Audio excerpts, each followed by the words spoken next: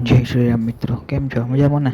એટલે સ્કૂલે ટેસ્ટ હતી તો વાંચવા બેસી ગયો તો હાડા પાંચે ઉઠીને હાડા પાંચ થઈ ગયા હતા અને હવે સ્કૂલ જવાનો ટાઈમ થઈ ગયો હતો.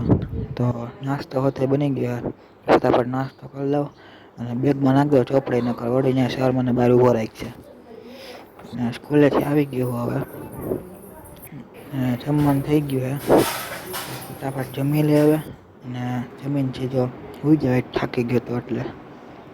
અને આજે વાળ કપાવા જવું છે વતઈ, તો વાળ કપાવીશું અને અત્યારે ઉઠી ગયો હું, થોડુંક મોડું થઈ ગયું ઉઠવામાં, 4:45 થઈ ગયા હતા.